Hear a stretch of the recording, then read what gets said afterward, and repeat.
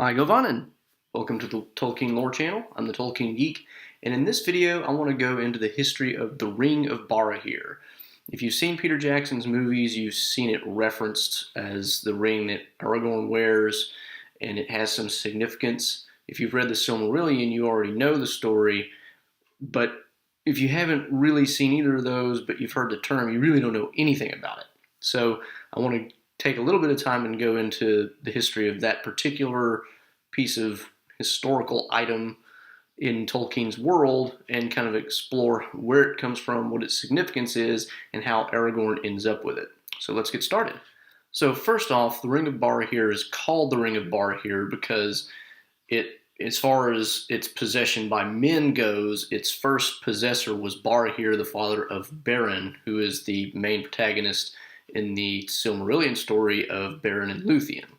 So at the time that all that occurs, the war of the elves against Morgoth and the attempt to recover the Silmarils is still very hot and heavy. There's a lot of fighting going on. Morgoth is still more or less contained. He hasn't won enough of a victory against the elves yet to really control basically all of Middle-earth that was kind of contested at the time, which later does occur.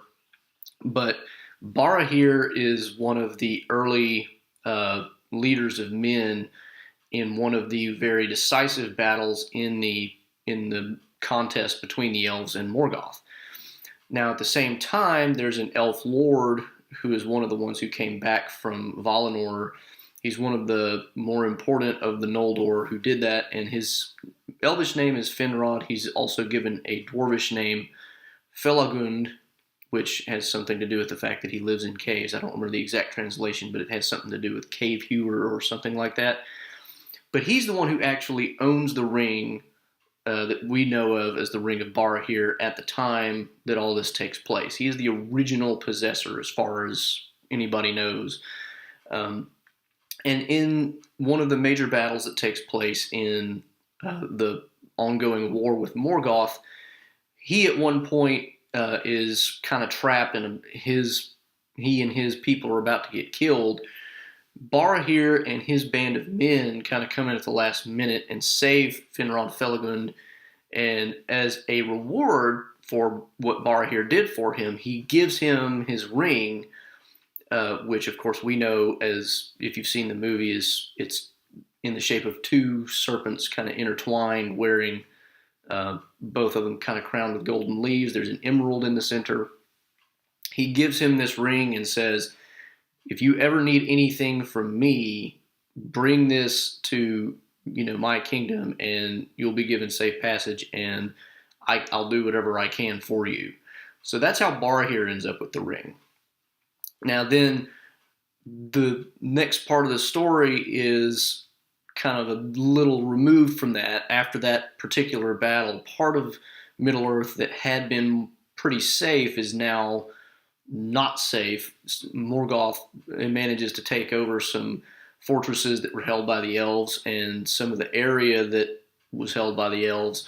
And as a result, the homeland of Barahir and his family and his band of men is now no longer free territory. It's controlled by Morgoth. And instead of leaving that and going to where other elves and men are still living in more or less relative security, they decide to remain in their homeland area and just remain, the word Tolkien uses is outlaws.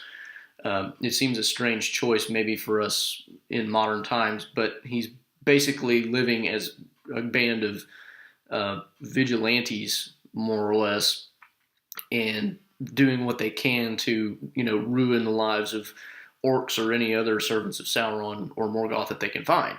Sauron is actually the person who controls one of the fortresses that Morgoth captures, and he comes into the story a little later. So the next major event that happens is Barahir and his band are betrayed by one of their number, who is captured by some orcs and kind of tricked into believing that he's going to get his wife back, who he had believed had been either killed or captured. He betrays them. The only one who's not with them at the time is Beren. Beren then, of course, finds out that they had been killed. He hunts down the group of orcs that had done it, kills them, and recovers the ring. So that's kind of the first part of the story. And then there's really not a whole lot more to the Ring of Barahir until well into the Beren and Luthien story, which is the next segment. So, of course, Beren, after he recovers the ring, he is now a single individual guy who can either stay in the area and continue living as an outlaw, which he does for a little while, but eventually he realizes, I'm going to get captured, and that's not going to be any good because there's just one of me and too many orcs. So he eventually leaves and makes his way across some even more forbidding territory, finally into the realm of Doriath, which is where Thingol and his daughter Luthien, along with his wife Melian, who is actually a Maya, not an elf, she's a lower class of angel, essentially, where they live. And it's interesting in its own terms. I'm not going to get into it now, how he does that, because he's not really supposed to be able to get in, but he does. And, of course, he falls in love with Luthien, and Thingol, of course, doesn't really like this idea. You're a man. You're going to marry my daughter, who's an elf princess. No. But he kind of sets up an impossible task, says, if you can recover a Silmaril for me, then sure. And Beren laughs it off and says, you sell your daughters for gems? That's cool. So he, of course, knows that by himself he's not really going to have much chance of recovering the Silmaril, but he has the Ring of Barahir. So he's got some bargaining power that he can use to get some help from a very powerful lord of elves. So he goes and eventually finds the realm that Finrod Felagund has set up and presents the ring to him and says, you gave this to my father, he's dead, but I am coming to claim a favor because, and he, of course, tells him about Luthien and all this stuff. Finrod is kind of at this point in a hard place because to help him try to recover a Silmaril is basically a suicide mission, but he holds to his end of the bargain, and he personally, along with several other elves that he takes with him, I think roughly 10 or 12, they set out to try to recover the ring. I mean, not the ring, the Silmaril.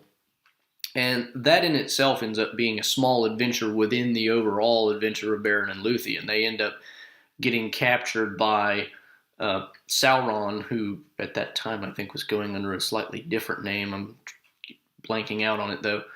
And they get held within a dungeon.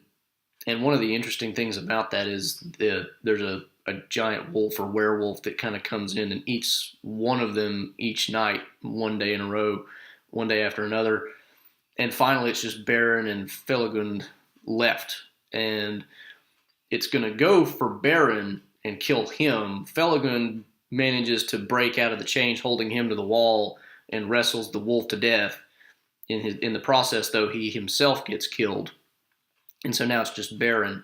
So all looks lost. Luthien, however, has escaped the vigilance of her father's soldiery and makes it all the way there and rescues Beren by, in Tolkien's world, I mean, this makes perfect sense, I suppose, essentially singing the dungeon into a rubble heap. And, that's just, there's no explanation for it, but, elf magic. So it's a fantasy world and we can do what we want. So she rescues Beren. Eventually, of course, they do recover the Silmaril. And at some point in that process, Morgoth has a really huge werewolf named Carcharoth, and he chased that werewolf, or it may not be werewolf, I think it may just be a standard, I say standard, it's a humongous, supernaturally bred wolf, but anyhow, it chases Beren and Luthien down. It itself manages to get into Doriath, which is not really supposed to happen either, but before they even get to Doriath, the wolf manages to bite Beren's hand off, and the hand has the Silmaril in it. And so the Silmaril, because of it's got the light of the trees of Valinor, it burns Carcharoth from the inside, and he's just a raving mad wolf at this point and doing all kinds of damage. But Beren survives the hand bite, but he eventually does get killed in the process of trying to kill the wolf, who they do end up killing. But the Silmaril is recovered, and at this point, Beren dies. So where does the ring end up? Well, as part of the story, Beren is returned to life, kind of as a pity move by the Valar, who hear Lúthien's story because she dies of just extreme grief. She returns to what are known as the Halls of Mondos, which is kind of the waiting place for elves while they're waiting to either be reincarnated or whatever the next step is in Tolkien's cosmology. And they have pity on her, and they return her to Middle-earth and Beren, and so he still has the ring, and he's alive again. So they end up having a child who ends up having another child who marries Eärendil, who is the child of Tuor and Idril from the Fall of Gondolin story. And of course, Eärendil has two kids, Elros and Elrond. Elros being the first king of Númenor. Elrond, of course, you know. But Elros, of course, ends up inheriting the Ring of Barahir as another heirloom of the mannish side of the family. And of course, it gets passed down to all the other kings of Númenor, eventually making its way to Elendil and, of course, Isildur, because Isildur is the only surviving son of Elendil by the time of the end of the War of the Last Alliance. So it gets passed down through Isildur's line, to the next king after him of Arnor, not Gondor. That's kind of a boo-boo on Peter Jackson's part, but we'll cover that in another video. And of course, it gets passed down. Eventually, the kingdom of Arnor and the North Kingdom, that is, falls apart, and there are no more kings, but there are chieftains of the Dunedain, and it still gets passed down. But a lot of the heirlooms and the lore is kind of kept in Elrond's house in Rivendell. And so eventually Aragorn comes of age. He is the last of his line at that point. He hasn't married or had any kids. At the time he's actually just barely 20 years old. He just barely comes of age. Elrond tells him who he is and gives him the heirlooms of his house. That's how he ends up with the Ring of Barahir.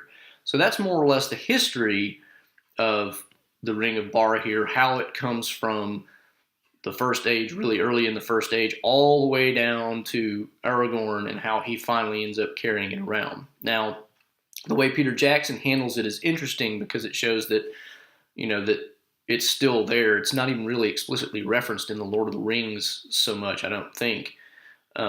If it is, it's in the appendices. It's not in the main story.